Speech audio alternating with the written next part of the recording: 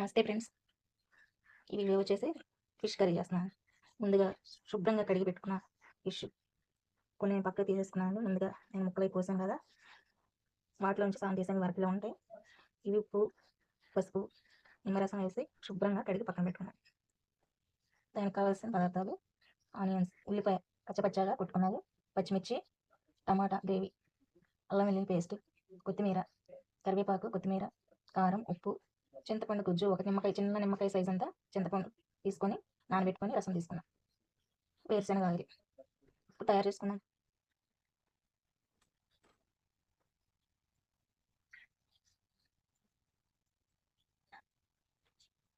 Oil పోసుకున్నాం.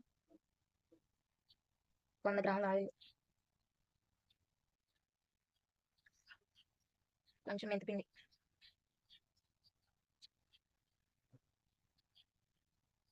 ఉల్లిపాయలు,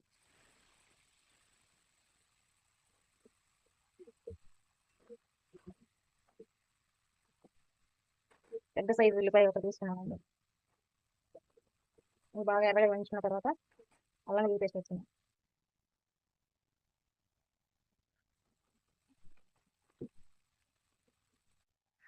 టమాటా గుజ్జు,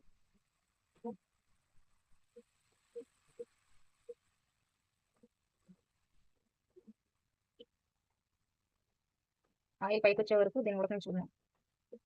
బాగా ఏగాలి, ఇప్పుడే టేస్టీగా ఉంటుంది కర్రీ. ఉప్పు, కారం ఒక 3 స్పూన్లు వేస్తాం. పసుపు,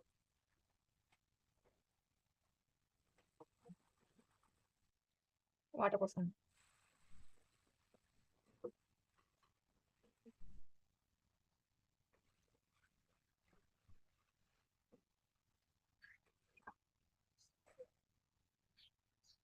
చింతపండు పులుసు కూడా పోసేస్తున్నాం.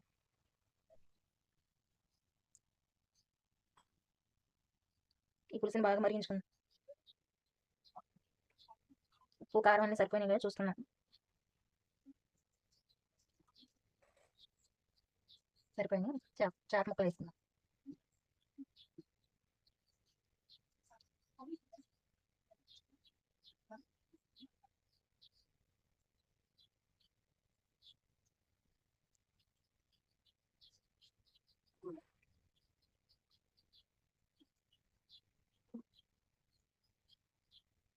గంటి పెట్టకుండా ఇలా తిప్పుకోండి, ముక్క విరగకుండా.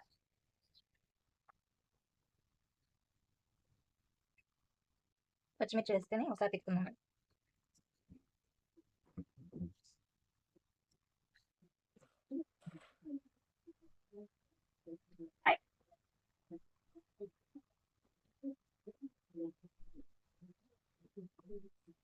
కరివేపాకు,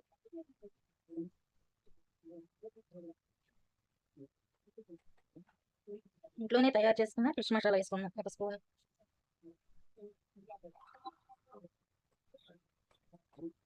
అలా ఒకసారి తిప్పుకొని కాసేపు మగ్గించుకున్నాం.